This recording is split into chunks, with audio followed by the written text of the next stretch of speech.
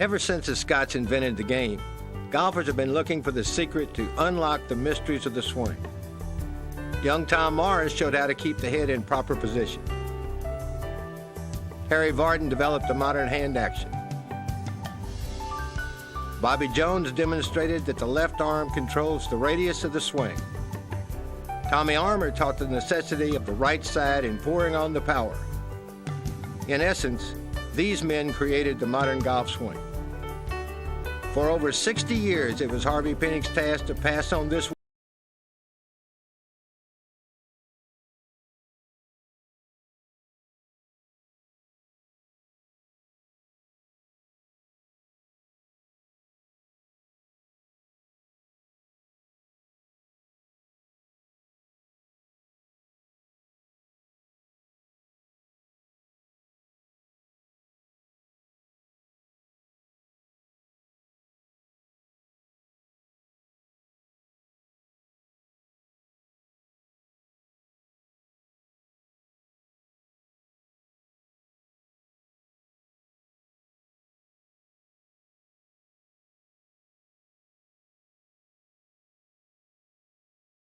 Hi, I'm Dave Marr at the Austin Country Club in Austin, Texas, and I want to welcome you to Harvey Penick's private lessons.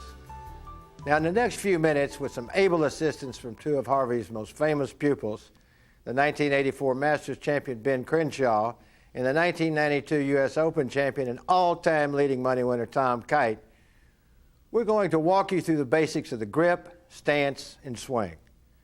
We'll show you how a yardstick, a weed cutter, a water bucket, and a can of talcum powder can help you improve your game in a hurry. If you're having trouble with a hook or a slice, if you're hitting it fat, or heaven forbid, if you're shanking the ball, sit back and relax because Harvey's got the cure. Are you determined to break 90 this year? Harvey's got 10 tips to help get you into the 80s fast. To help illustrate Harvey's swing thoughts, we've shot some special high-speed film that will allow us to break the swing down to its critical elements. You'll even see what happens to the ball in that blink of an eye known as impact. And as a special bonus, you'll get some advanced instruction as we present the golfing equivalent of a jam session. Harvey on the tee talking technique with Ben Crenshaw and Tom Kite. Now, if you're looking for a lot of technical jargon about swing planes and physics and centrifugal force, you'd best change the channel right now. Harvey's lessons are simple and direct. He teaches in images and stories.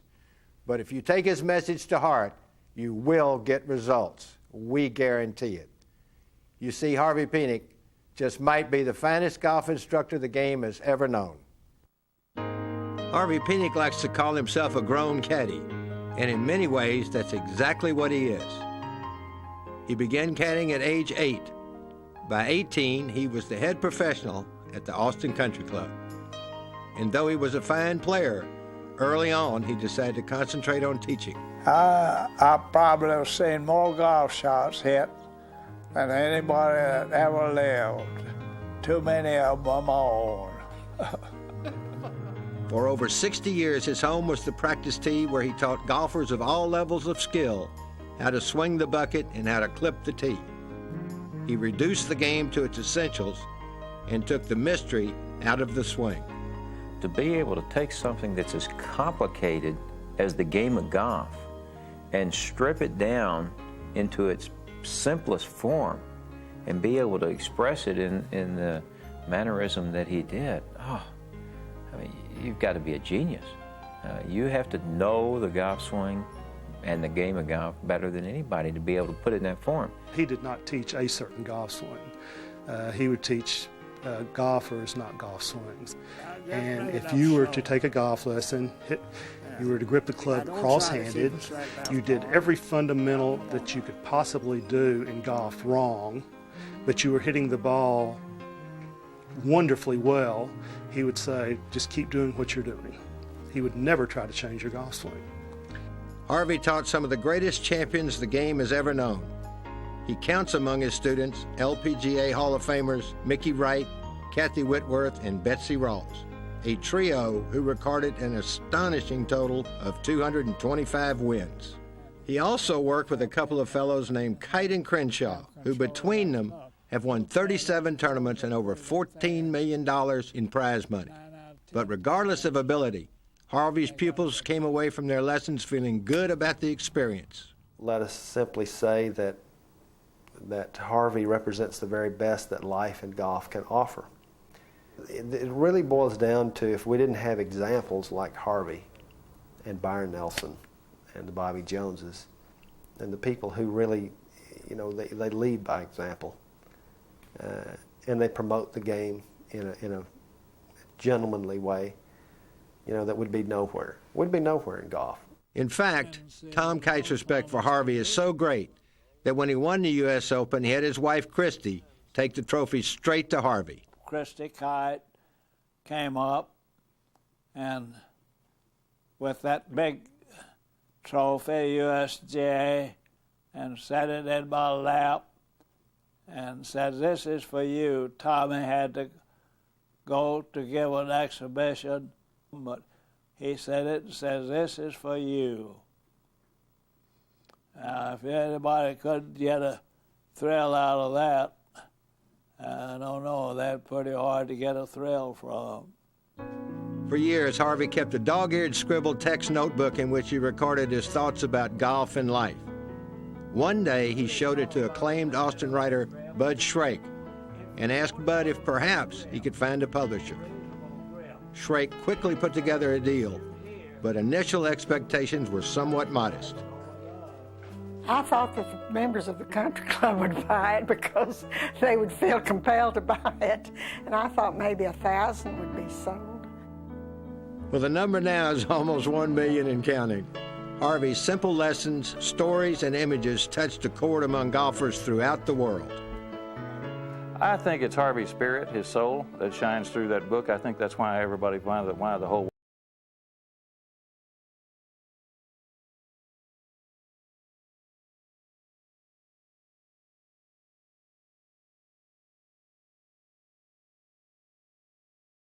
much about golf in these books, but there is also much about life.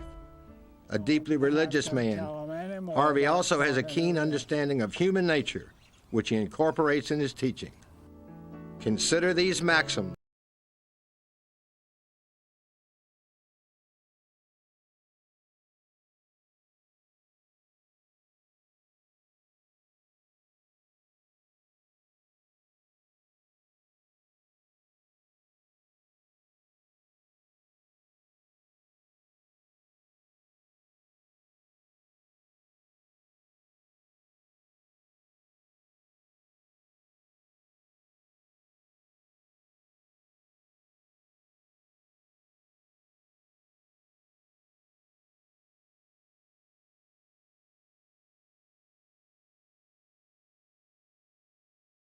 Harvey is now the golf pro emeritus at the Austin Country Club, but he is far from retired.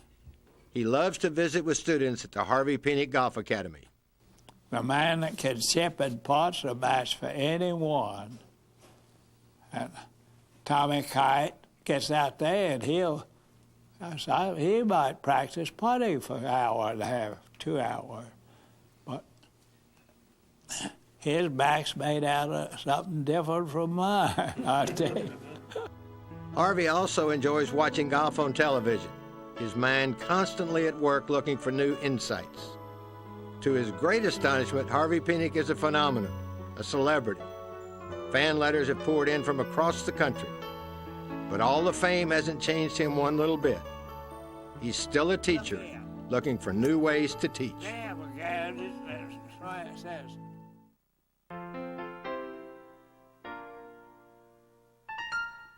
One of Harvey Penick's key beliefs is that the swing should fit the pupil, not vice versa.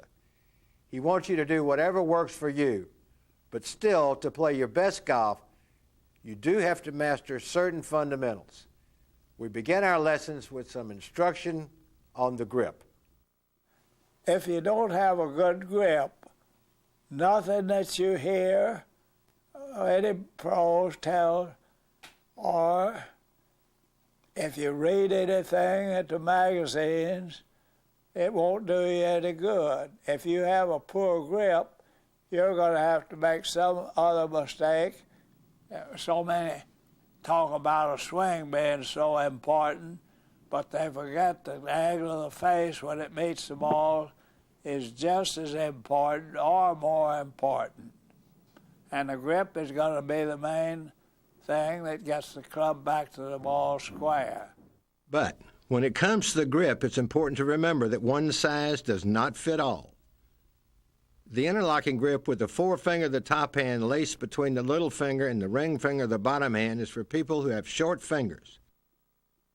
Gene Sarazen, Jack Nicklaus, and Tom Kite use it.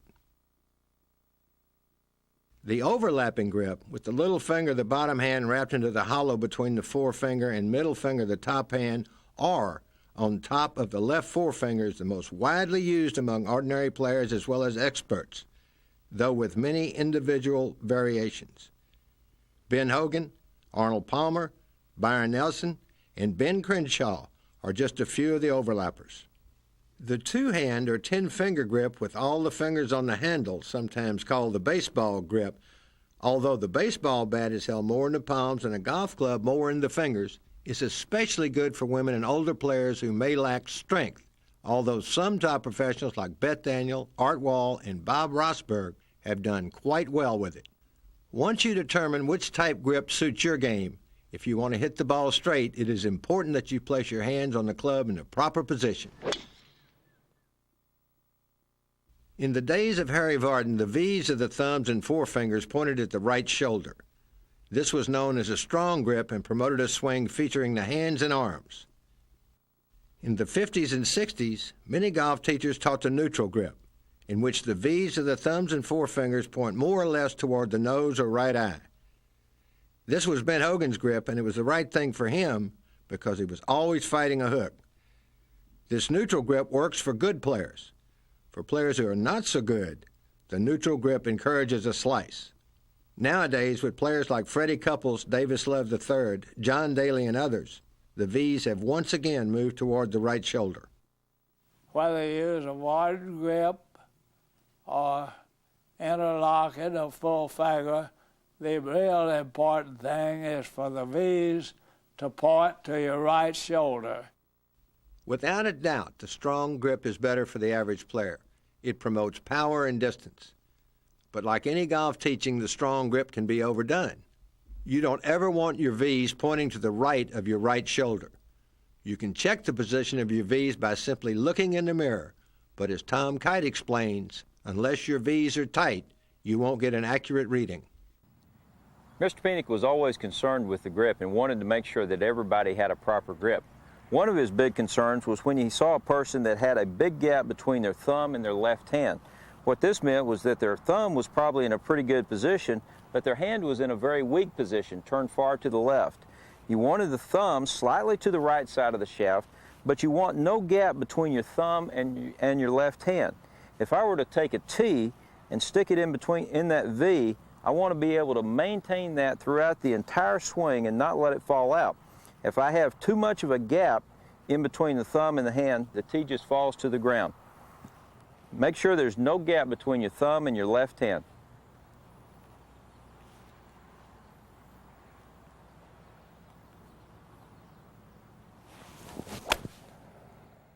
If you're still not sure about your grip, here's one of Harvey's celebrated training aids that will help you find the grip that's just right for you. Just pick up a yardstick and let your hands fit it naturally and swing it. Then put the same grip on a golf club. It's just as simple as that. Whatever grip you choose, don't put the left thumb straight down on the top of the handle. Harvey wants the thumb a little bit to the right. It sounds like a little thing, but Byron Nelson says the left thumb position is one of the most important things Harvey teaches. The reason is at the top of the backswing, that thumb wants to be underneath the club. This gives you control. Another key element of the grip is that the hands must be touching each other. They should be joined as one unit. They should feel like they are melted together. God made what is called a lifeline in the right palm of a human being for one simple reason. It fits just perfectly against the left thumb in a good golf grip. When you grip the club, Harvey wants you to place your hands. You don't grab, twist, or wrap your hands. Place your hands and leave them alone. If you insist on moving your hands and fingers after you've taken your grip, you accomplish two things. You camouflage a poor grip, and you get calluses. One of the ways that Mr. Penick used to make sure that when you placed your hands on the club you did not twist it was to have you just stand in a nice relaxed position with your arms hanging naturally at your side, and then just place the club over to your left-hand side and just wrap your hands around the club. Don't twist it or screw your hands on top of the club. Just place your hands on there, and that would give you a nice relaxed grip. Bring the club in front of you and place your right hand on in the same relaxed manner. There's no twisting. You're just placing your hands on there. If you were to take your hand and twist it a little bit, you could see that this would put you in a position where, as Mr. Penick would say, you'd create a lot of grip pressure, and you would also create a lot of calluses, and then it would be very difficult to get a grip. Again, relax with it at your side, bring the club over to your left side, and then just place your hands on the club. No twisting involved. Bring it in front, place your right hand on, and you're ready to go.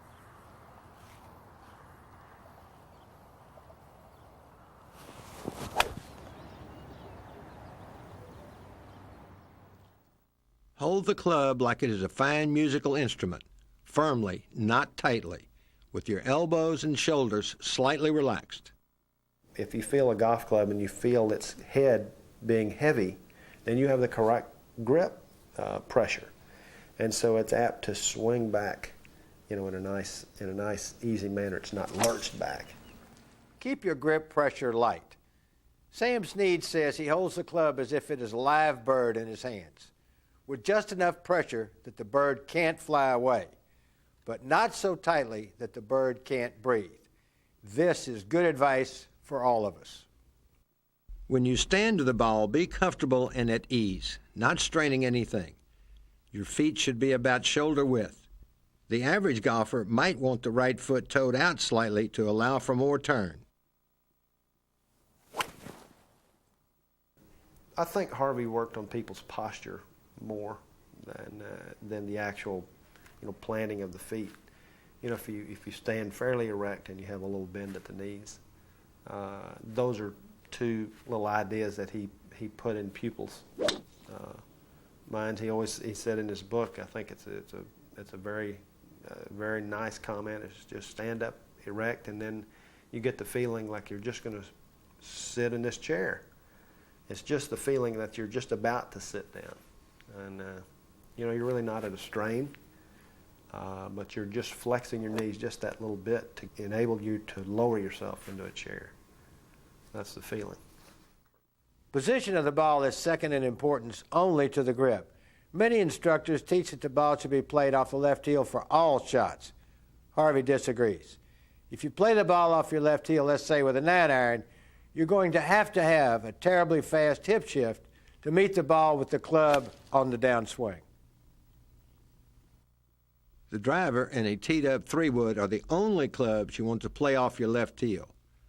This is because you want to hit the ball slightly on the upswing or at the lowest point of the swing with these clubs.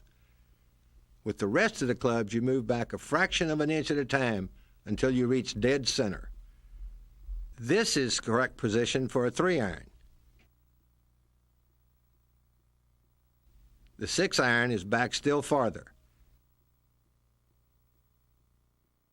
And finally, when you get to the 9-iron, the ball is in the center of your stance.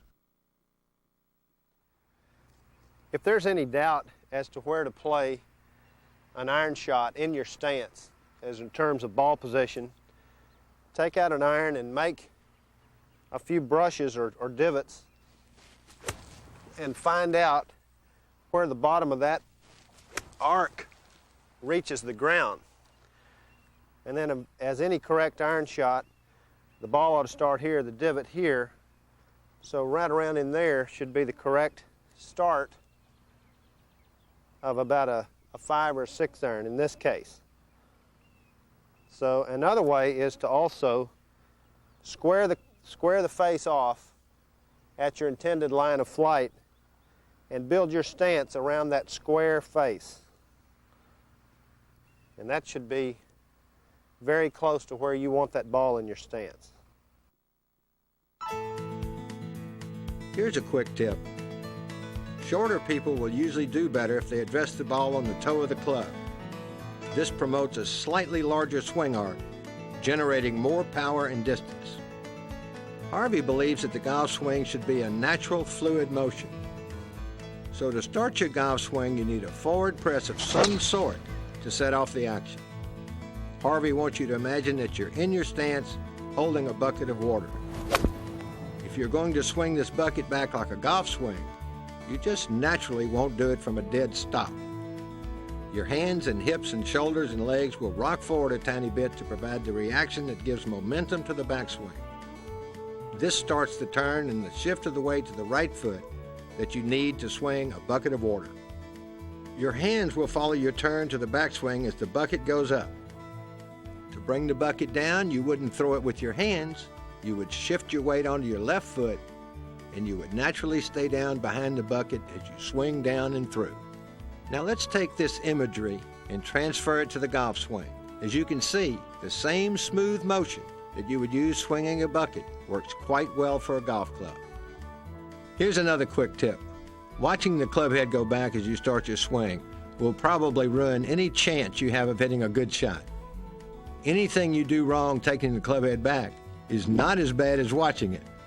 It's amazing how many golfers get into this habit. So much has been written and spoken about the wrist cock that it has developed a literature of its own. As always, Harvey says keep it simple.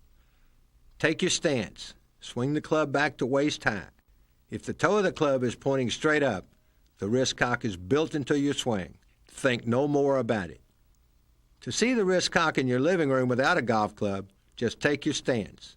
Let your left arm hang down and put your right arm behind your back to get it out of the way. Make your left hand like a blade, the back of the hand facing your imaginary target down the line. Swing your left arm back to the top of your backswing and stop. Clench your left hand into a fist. Your wrist is cocked.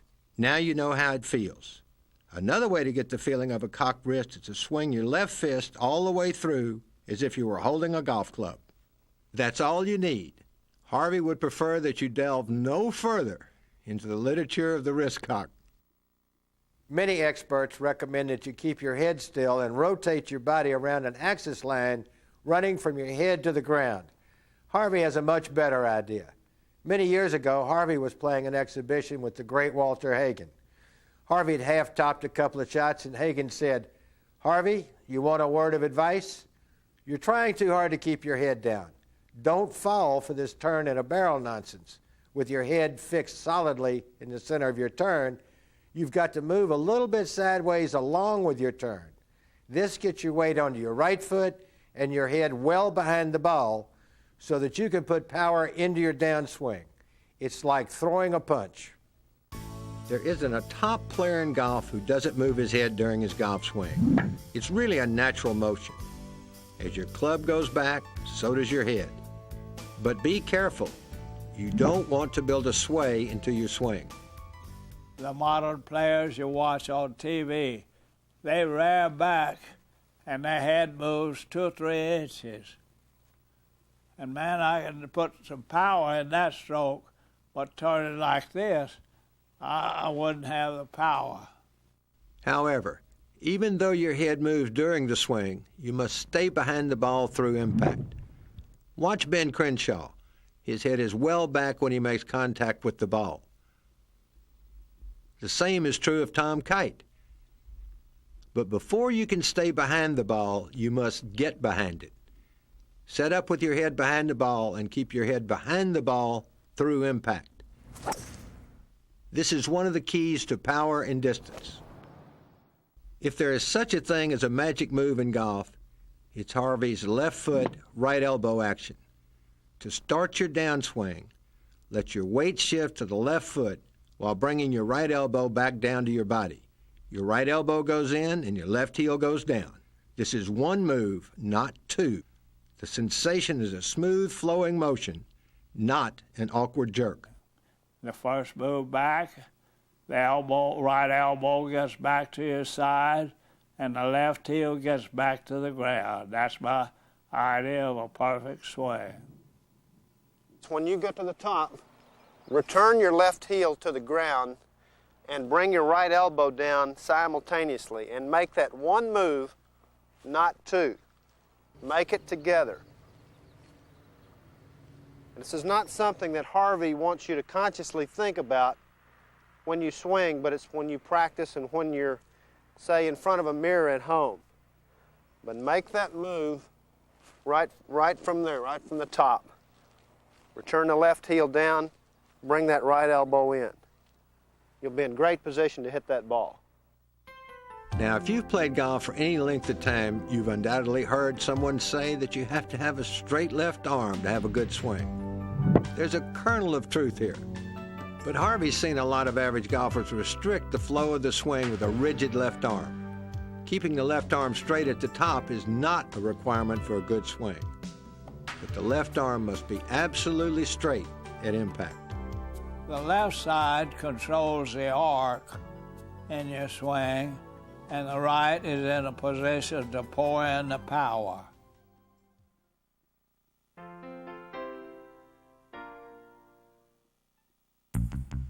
There are four things that make up a good golf shot: path of the club, angle of the club face, club head speed at impact, and hitting the ball in the center of the club face.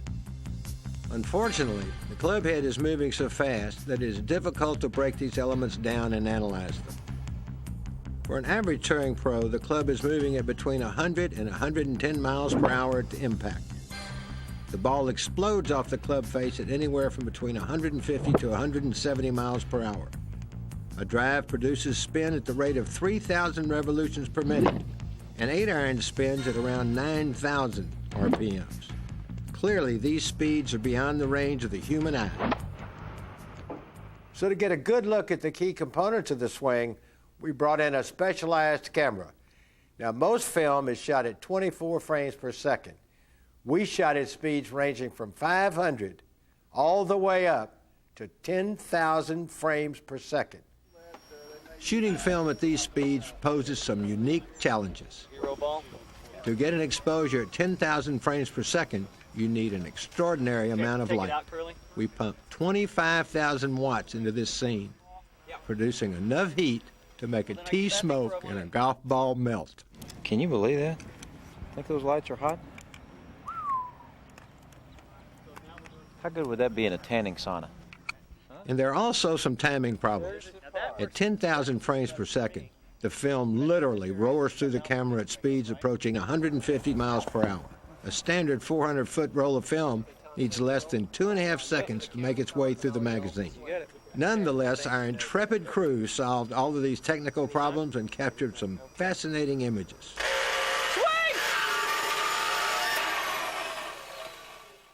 Let's take a look at one of Tom Kite's drives. You can have a beautiful swing like Tom's, but if your club head is not square at impact, your shot will not go where you intended. If you hit your drive 250 yards, an error of just 2 or 3 degrees will put your ball in the rough.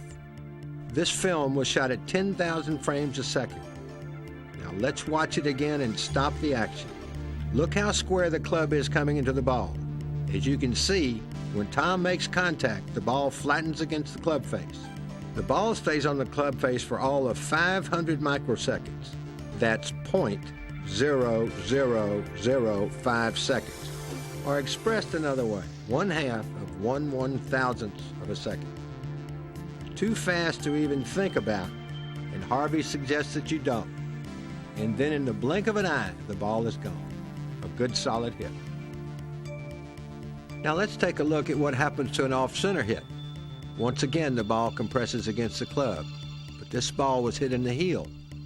Watch how the club head turns over after it impacts the ball. As you can see, even a slight error can produce poor results. Many golfers are not sure which part of their club face is striking the ball.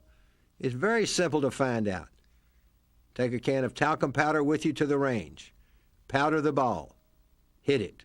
Look at the club face and you'll know immediately. You can also use this technique to check out your putting. Here's a tip to help you make sure that your club is traveling straight through and is square at impact. When you hit your tee shots, don't think about hitting the ball. Think about clipping the tee. That's right. Just ignore the ball and clip the tee. If I clip that tee off just right at the ground, the club head is traveling about straight through. This image is also transferable to your irons. When you've got an iron in your hand, don't think about hitting the ball. Just clip the grass. You'll be amazed at how this simple idea will help you make good, solid contact. Clubhead speed comes from timing. Timing is getting your muscles together to produce the maximum speed of the clubhead at impact while keeping the angle of the face square on the line to the target.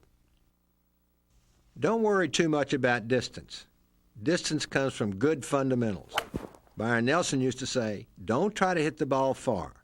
Instead, develop a feeling that the ball is going to go a long way without you really trying. And sure enough, it will. One of the hardest concepts for the beginning golfer to grasp is that you have to hit down to make the ball come up. Jack Berg Sr. always said, let the ball get in the way of the swing and hit the ball first, then the ground. Let's take a look at one of Tom Kite's irons in super slow motion. As you can see, this is exactly what Tom does. He hits the ball before he hits the turf. Notice, too, that before the ball has traveled 6 inches, it is already starting to spin. Harvey is not a believer in digging big divots. He is convinced it is better to pick the ball off the grass than to hoe it. He likes to see a shallow divot in the shape of a dollar bill, the sort of divot Byron Nelson always produced. A real subtle thing with the irons is that I know he wants you to make sure that you contact the ball and then catch a little bit of turf. He feels like that by hitting the ground with the irons, that actually stabilizes the club a little bit and actually squares up the club face.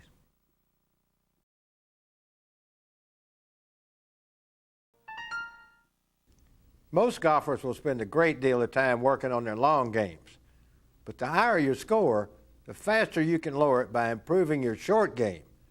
If you can get it up and down around the green, you're going to be tough to beat. When you chip the ball, you want to use the straightest face club that will land the ball on the green quickly and let it roll to the hole. Watch as Tom Kite tosses the ball underhanded to the hole. Notice he doesn't throw it up high. Instead, he tosses it low and lets it run up to the cup. So when you're off the green, ask yourself what club would produce the same flight as your underhanded toss. That's the club you choose. This might be a pitching wedge or a 7-iron, but the technique is the same. For a chip shot, use your regular grip, but place your hands toward the bottom of the handle. Lay the ball in the center of your stance. Lean slightly more weight on your left foot. Make a backswing and forward swing of the same length as if you were tossing the ball underhanded. And of course, keep your hands ahead of or even with the club head all the way through the shot, including the follow-through. If your ball is a few feet off the green and you want to use your putter, what we call the Texas wedge, then by all means do. High handicappers should use their putters from off the green whenever feasible. They'll generally get closer to the hole this way. One good practice drill for chipping is to put a bench down 2 to 3 feet in front of you and practice chipping the ball under the bench. This will teach you to keep the ball low. Do it over and over until it becomes automatic, until you don't even know the bench is there. And if you're as good as Tom Kite, you'll probably hole a few while you're at it, which brings up a key point. Top players aren't satisfied with just getting the ball close, putting it inside some imaginary 3-foot circle. Tom Kite explains. It's very important to work on your technique, and when you're working on your chipping, be sure to practice your technique and make sure that is really sound. But always hit your last few chip shots trying to get into the playing mentality. Now, one of the techniques that's worked really well for me through the years is the last couple of chip shots that I hit when I'm practicing, I actually try to make the ball go in the hole. I'm not just trying to get it close. You know, you don't see basketball players just shooting up there toward the backboard or toward the rim. They're shooting at the net, trying to hit it right in the hole every time. And that's the same thing that you need to do here. You need to really get yourself into trying to make the chip shot. Now, one of the ways that has helped me through the years is that I really take the last couple of practice swings looking at the hole, getting focused in on the target, trying to think of nothing else but chipping this ball in the hole. And then when I set up, I just try to duplicate that practice swing.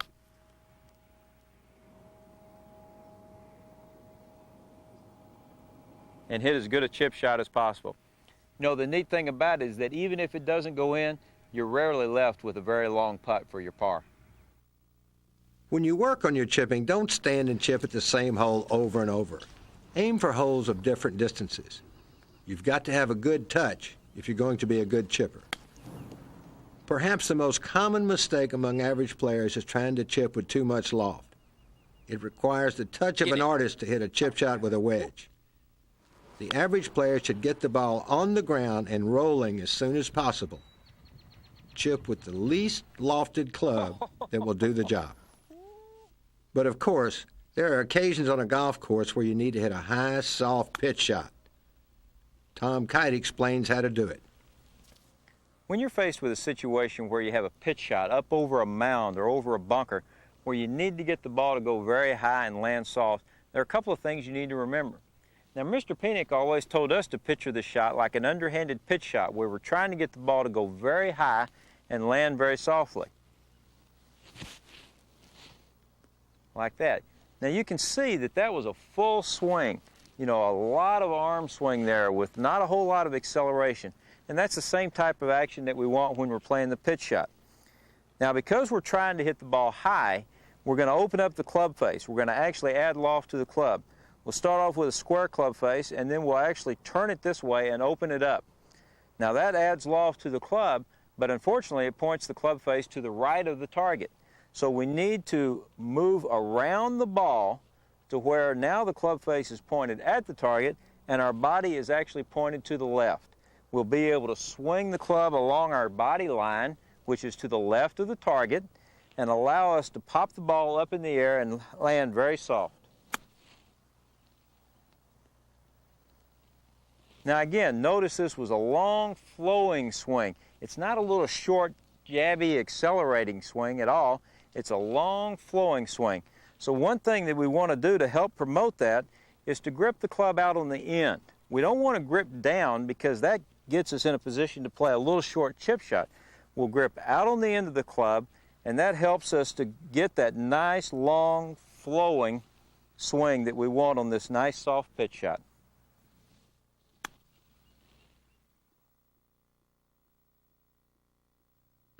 Work on your bunker game to become more aggressive with it. If you learn a few fundamentals and spend some time practicing, playing a ball out of a greenside bunker is not a difficult shot, even for the average golfer. As you walk up to the ball, you open the blade of the club.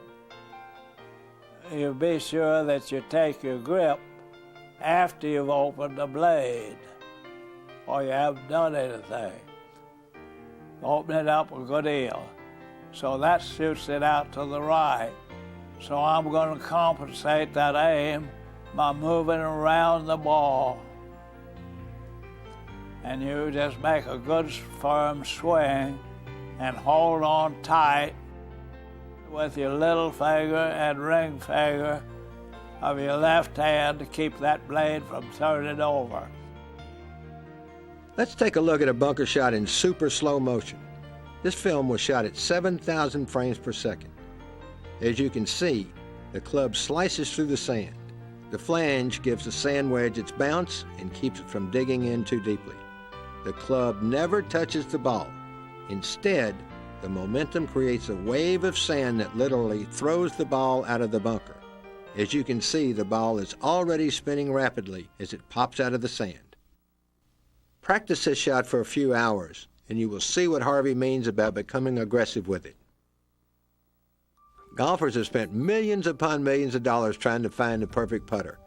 But as Harvey likes to say, it's not the fiddle, but the fiddler. Ben Crenshaw is one of the finest putters the game has ever known. And Tom Kite is an excellent putter as well. The techniques that Harvey taught them can work for you. Play the ball off your left heel. Place your feet square to the line or slightly open like Ben. Putting is very individual, whatever works best for you. To take your grip, put your left hand on the putter the way the manufacturer designed the grip to be held. Most great putters have their right hand under a little and keep the blade square because they offset it by weakening the left hand. The stroke starts with a small forward press. The stroke is approximately the same length back and through. You just take the club straight back and straight through. Nothing to it. There are good putters with short backswing, Casper, medium backswing, Horton Smith, long backswing, Ben Crenshaw and Bobby Jones. But the backswing and follow-through are always the same. Harvey likes a stroke that uses the arms and wrists. But on a very long putt, you will need to use your shoulders and take a longer backswing and follow-through. The left side controls the stroke. The right supplies the power. Try to keep the putter low to the ground, but don't give up a good stroke to do it artificially. And most important, keep the hands even with or ahead of the putter on the follow-through. Now that you understand the fundamentals, Harvey's got a simple system that you can take out onto the course. Read your line from behind the ball. Walk up to the ball and take your stance with your hands slightly ahead of the ball or straight up. Glance at the hole and glance at your putter blade to make sure it is square to the line. Now take a couple of practice strokes, concentrating on each one as if you're trying to make the putt, judging the distance. Then put your blade down behind the ball, keep your head still and your eyes still, and imitate your last practice stroke. One great value to this system is that it puts your mind on the stroke and not on the importance of the putt. Concentrate on imitating your final practice stroke, not on what will happen if you either miss it or make it. Harvey says forget about never up, never in. He likes to see putts die at the hole. The cup is only 1 inch wide for a putt that is struck too hard. The cup is 4 1/4 inches wide for a ball that dies at the hole. Give luck a chance. Get that ball dead to the hole where you're not worried on the next one. Distance is all important. If you get that ball within 1 or 2 feet of the hole on long putts, it sure relieves you a lot of pressure. And if you're having trouble with those little knee knockers, here's a simple system that will help you. This putt is a dreaded 4-footer. I think most putts in this range are missed because of indecision than anything else. Approach this putt just like you would a normal putt. Determine your line and never look back. Get up like any normal putt. Take a couple of practice strokes and shut out everything in the world at this particular moment. Concentrate on that line and hitting it solid, and stroke it right in the cup. Only pros and top amateurs practice the short ones, and that's why they make so many. If you want to become a good player, forget about gimmies and learn to putt them all. The idea of golf is to get the ball in the hole. It's not enough just to get it close. Asking for a gimme is like thinking the banker will stamp your note paid in full if you're only a few dollars short. If you're having trouble with your putting, don't be afraid to try cross-handed. Putting cross-handed keeps the left wrist from breaking down. Tom Kite goes back and forth between cross-handed and regular putting, but he's won an awful lot of money with that cross-handed grip. And here's one final thought that Harvey learned from Ben Hogan. All other things being equal, greens break to the west.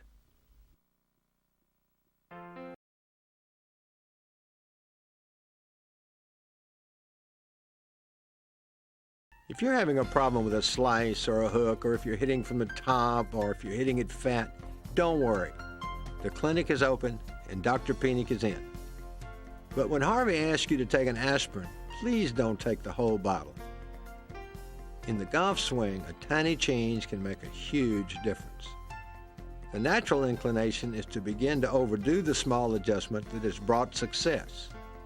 So you exaggerate in an effort to improve even more, and soon you are lost and confused again. Lessons are not to take the place of practice, but to make practice worthwhile. If you're hitting a slice, you're not going to get any better as a player. The more you swing, the bigger your slice becomes. Harvey's got a 3-point plan to help you cure your slice. First, Make sure you have as strong a grip as looks reasonable. The V's should point to the right shoulder. Harvey likes a 3-knuckle grip, but he doesn't like to see his pupils always looking down and trying to count knuckles. Just aim the V's generally toward the right shoulder, which will give you a 3-knuckle grip. Second, square your feet, hips, and shoulders to the line of flight. Make certain that you are not subconsciously allowing for a slice. Allow for a slice, and you will hit one. Third, play baseball. That's right, baseball. Stand at home plate and align yourself squarely to the pitcher's mound and second base. Then roll the left forearm, not the wrist, and hit the ball over the shortstop. This produces the correct inside to square to inside swing path. Use a 7-iron first and then a 3-wood. These 3 steps will cure your slice. But if you overdo it, you'll develop a big hook instead. Remember, when you take golf medicine, just take a little, not the whole bottle. Hooks don't hurt the average golfer. It's the pulled hook that does the damage. If you're hitting a shot that flies straight and hooks toward the end, don't worry about it. But if your ball starts immediately to the left and then hooks, you need help. The first thing to check is your grip. Take the privilege of making the V's of one or both of your hands point at your chin. But be careful. When one cures a hook by putting the left hand too much on top of the club, it's only a matter of time before the swing gets out and over the ball. You might also open your face a little bit at address. This is practically the same thing as weakening your grip. In your swing, concentrate on clipping the tee or brushing the grass. This will take the club straight through. The shank is so ugly that Harvey hates to even say the word. Let's call it a lateral shot instead. Usually, the shot is caused by blocking off a pull or what you think is going to be a pull. Here are the cures for the lateral shot. Try to hit every iron shot on the toe of the club until you stop shanking. Never aim to the left. You would do well to think you aim to the right. Feel like the toe of the club is rolling over. Place a tee about 1 inch outside of the ball lined up at the target. Hit the ball without hitting the tee. It is almost impossible to hit a lateral shot if the blade is closed. Try it sometime. Close the blade and make your best swing and follow through. Keep it closed throughout the swing. The ball may go to the left, but it probably won't go laterally.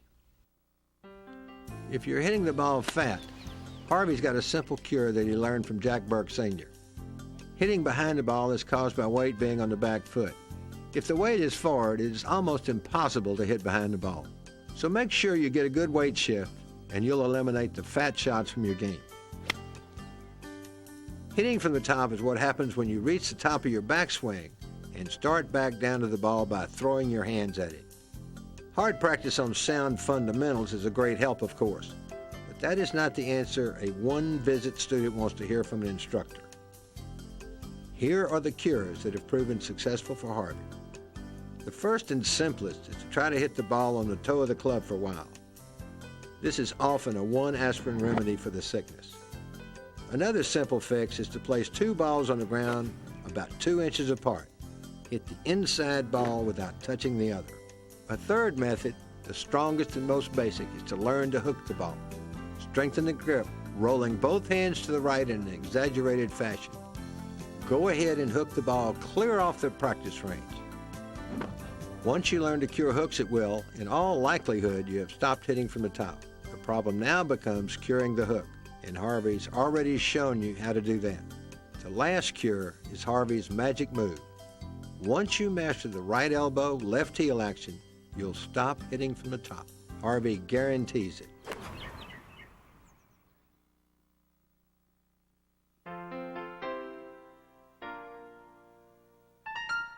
With an uphill lie, you're going to pull the ball.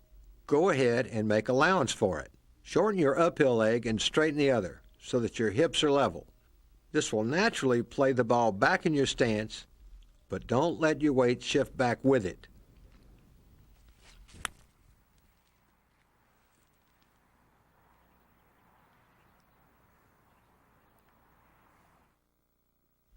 On a downhill lie, straighten your downhill leg and flex the uphill leg.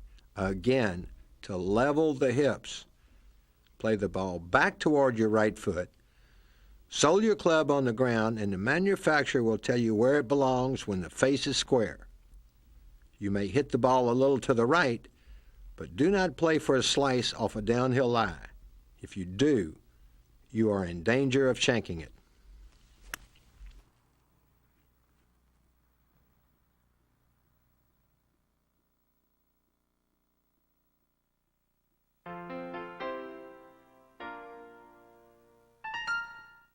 Harvey Penick was not trained as a psychologist, but early on in his teaching career, he instinctively grasped the importance of the mind in the game of golf. Here are some tips from Harvey that will help you. First, don't relax. Harvey prefers for you to be at ease, but ready to go. As Jack Burke Jr. says, the secret is a feeling of controlled violence. Number two, have confidence. Harvey wants you to believe with all your heart that the shot you're about to hit will be a good one. Confidence comes when you've hit a particular shot many times in the past with success and know you're capable of doing it again. Number three, indecision is a killer. When you pull that 5-iron out of the bag and register the target in your mind and address the ball, you must totally believe this is the right club. If it turns out the 5 was a club too much or too little, but you hit it well, you won't be more than 10 yards off. Think positively, and as Harvey's older brother Tom used to say, just rear back and hit it. Number four, it's not easy to stop the bleeding when things go bad. If you start worrying about your score or if you're thinking ahead to the future holes, you're in trouble. Golf is played in the present. You reach your reward stroke by stroke.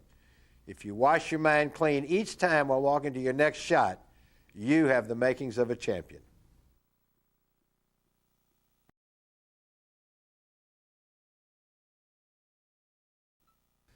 Golf is not a game that offers easy solutions. Believe me, I know.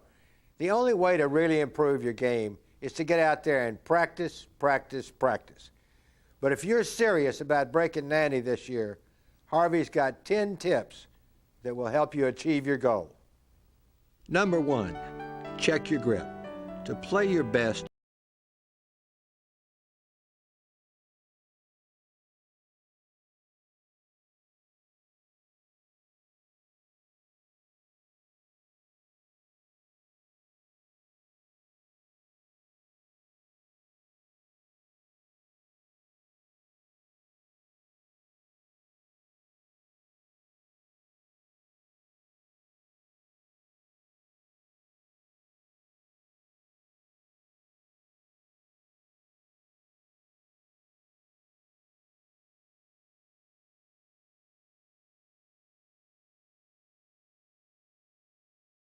your body. Then stop a moment and hold it and feel it. Now start again from your holding position, swing slowly to the top, plant the left heel, bring the right elbow close to the body, and stop about 1/3 of the way to the ball. Do this 4 times. When Harvey says slow,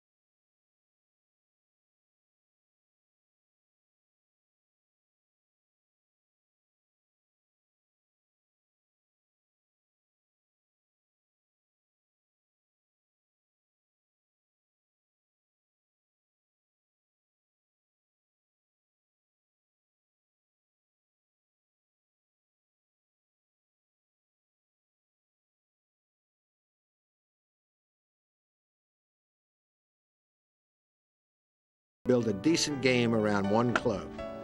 Number 5, develop your short game. The key to scoring is a good short game.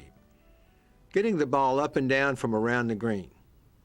If you want to knock 5 strokes off your score in a hurry, leave your long clubs in your bag and head for the practice green. The large percentage of the people should spend more time on their short game than they do. They need to start at the hole and work their way back instead of starting at the tee and working their way to the hole. The best way to sharpen your chipping and putting is to use just one ball as if you were playing out on the course. This forces you to concentrate on the work at hand and make sure that you hold all your putts, no gimmies. One reason why many players have trouble with short putts is they never practice them. All right, let's come over here. Just a little downhill chip shot here, just a little slow roller. And be sure and add some competition to your practice. As young boys, Tom Kite and Ben Crenshaw spent hours upon hours competing on the practice green. Yeah, a little bit. A foundation that has stood them in good stead on the PGA Tour.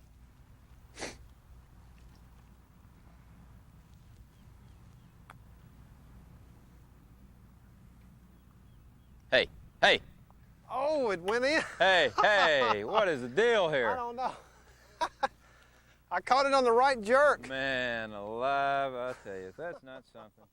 Number 6, warm up properly.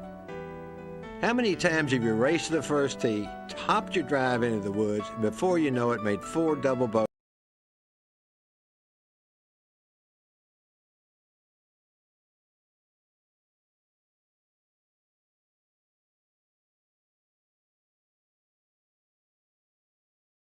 Long time to warm up, and other people can just step up there and swing the club a couple of times and feel like they're loose. But you know, the trick is to find out exactly what you need and then not cut that short.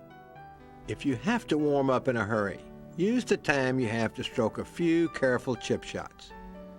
This will help arouse your sense of feel and touch, as well as put your mind on the business at hand, which is to play golf. And here's another quick tip. Before you go out to play, take a few moments and practice clipping the tee without a ball. Do this 3 times before you play, and your golf muscles will be ready to go when you step up on the first tee. Number 7, keep a diary. In golf, your strengths and weaknesses will always be there. If you could improve your weaknesses, you would improve your game. The irony is that most people prefer to practice their strengths. Keep a record of your rounds, and patterns will emerge. Isolate your problems and plan your practice accordingly. And be sure to practice some trouble shots. You should never play a shot on the course that you haven't practiced on the range.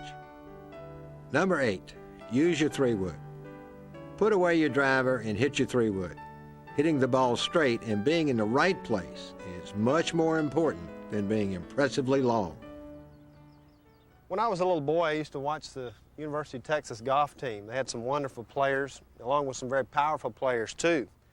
And I was watching them go out on the first tee one day at the Austin Country Club, and one of the long hitters dispatched a ball into the woods off the tee. It was a long shot, but it was offline. And Harvey looked at me and he said, "Look, just remember something, Ben." He said, "The woods are full of long hitters." So I think it's a nice thing to take a 3-wood out and make a nice smooth pass with that 3-wood and keep that ball in play.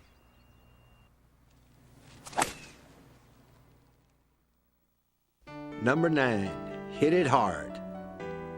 While Harvey wants you to hit enough club, he is convinced it is self-defeating to hit too much club and swing easy.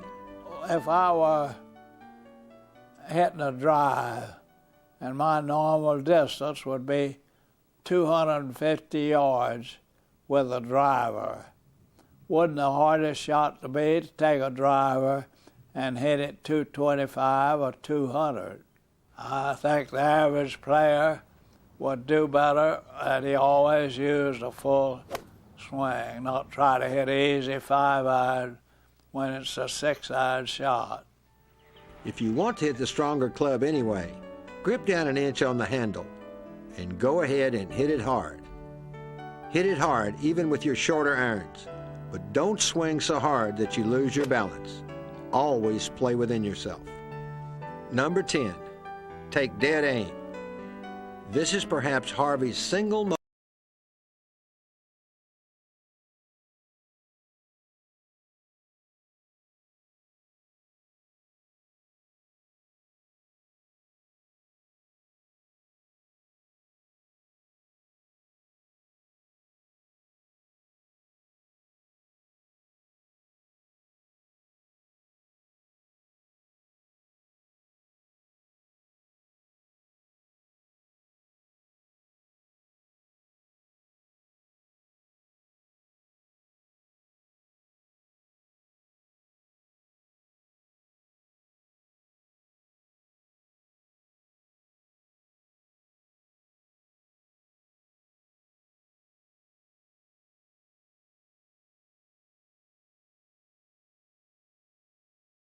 endless theories about how I'm going to try to do it. When I wind up and hit it and be myself, I hit the best shots.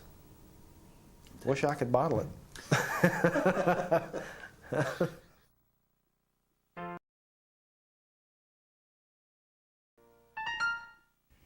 Have you ever wondered what it would be like to get inside the ropes and watch a top professional work on his game with his teacher? Well, it's time now for a little postgraduate instruction. Harvey Penick talking golf with Tom Kite and Ben Crenshaw. Now, this is between you and me. I think the main reason that these boys are hitting that ball so far is that I've been a teacher of the small muscles. And I thought those big back muscles were getting in the way. Mm-hmm. And I think that these boys, like Penick, Couples, and 2 or 3 of this Norman, have a way of learning to hit that ball with the small muscles and also the big back muscles. Mm-hmm. They do. They're right. I don't want y'all to say to do it. Harvey, you said earlier that if you had a pupil who wanted to, let's say, lengthen their backswing, you would change their feet. Okay, let me show you in a practice swing, Tommy. Okay. Get there and get your stance. All right. Now, if I want to lengthen his backswing, I might take this right foot and open it up a little. Now, watch, see, he can lengthen that backswing a good foot. Yes, sir.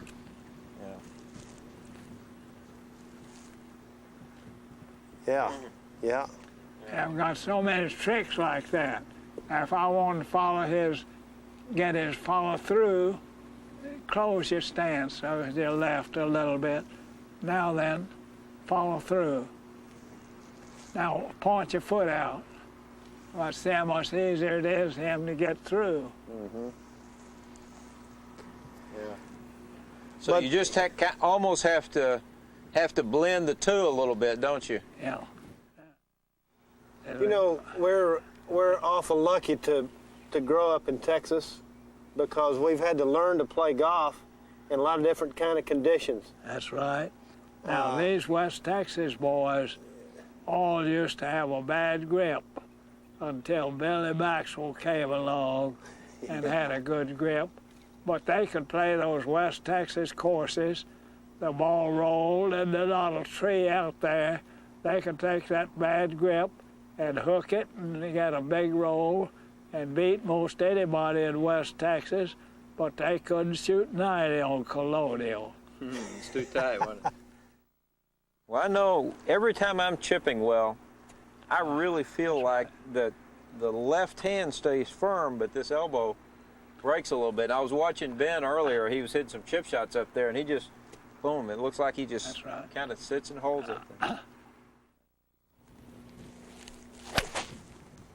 Oh, that's a beautiful shot there. That's a bad ball. Look at that balance. Now, do you notice that Tommy doesn't get his left heel off the ground quite as much as Ben, but that's individual. He has, in his effort to get his swing a little bit more compact, he doesn't lift his heel as much as he was.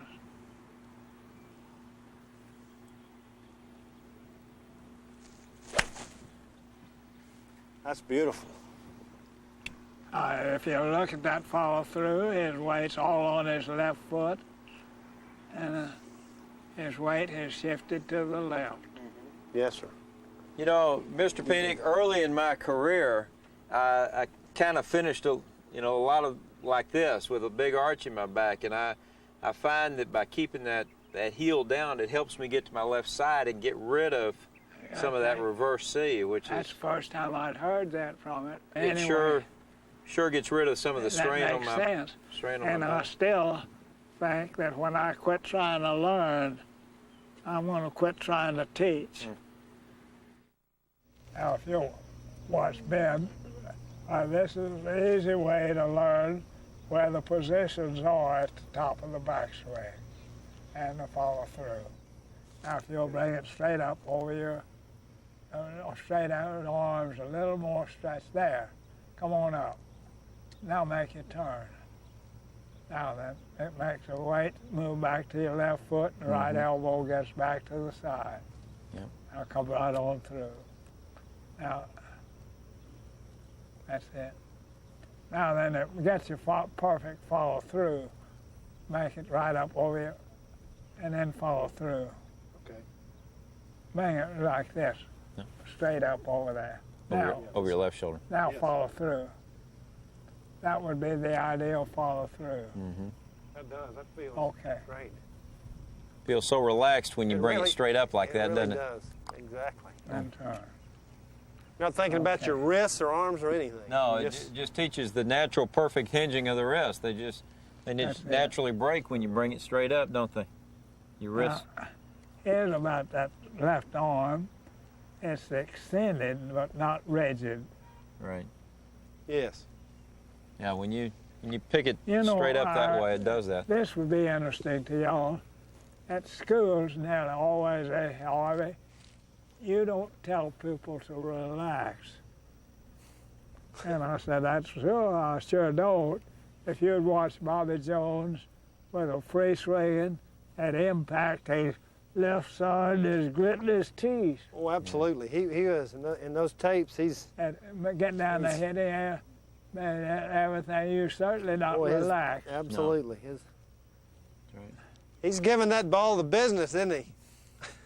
I'll tell you, that's the biggest thing in my teaching. I don't like that word relax like a dish rag. Mr. Penick, could you walk Ben and I through the mythical perfect golf swing, please, sir? Please, I'd like to talk about it. Now, if you'll watch these boys, they'll both walk up to the ball, look where they're going, and square the club off to it, and have a little waggle. That gets them in the mood, loosen it up.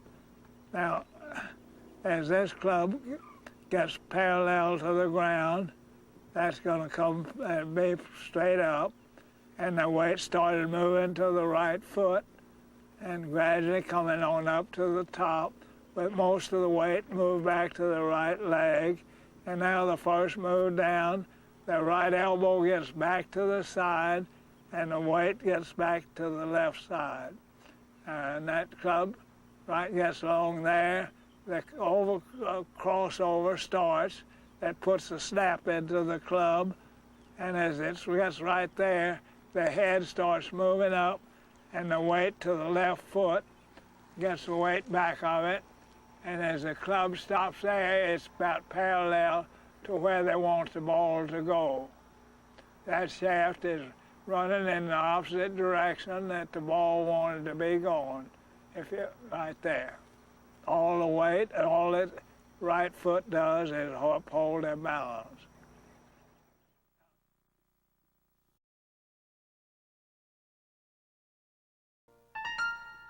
Let's take a moment and review Harvey's key thoughts about the grip, stance, and swing. This is sort of a refresher course that you can take each week before you head out to play. The foundation of a good swing is a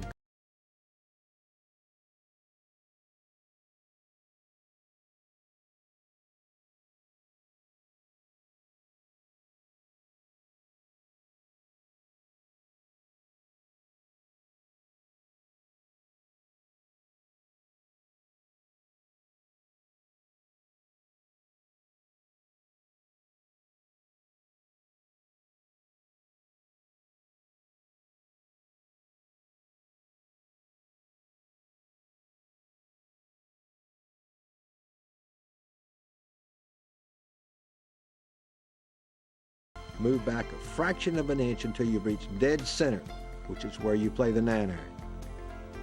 Start your golf swing with a smooth forward press, just like you're swinging a bucket of water.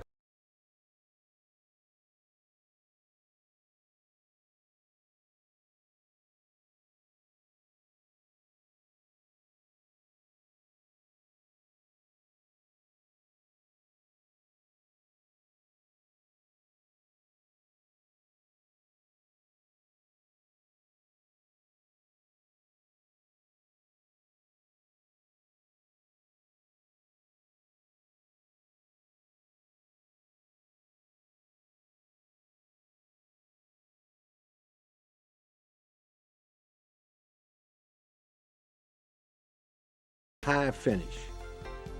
Harvey doesn't want you to clutter your mind, but don't forget to take dead aim and don't forget to clip the tee. This brings us to the end of our lessons. We hope you've enjoyed watching this tape as much as we've enjoyed making it.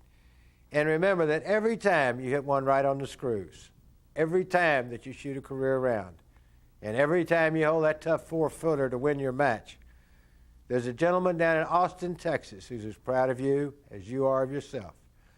I'm Dave Marr. Thanks for being with us.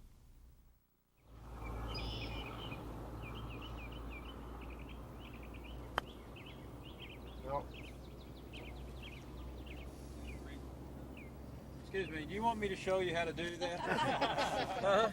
Yes. Here, let me show you how to do this. Oh, come on. This is now shoot this because it's going in. Oh, they're rolling. Oh, shank. I kept it on the green. I've made it once. And Once? We've filmed it about 10 different times. There it is. No. It breaks. Man. All right, here we go. Did I mess up everything? No. They know they're going to have to stay with me all day.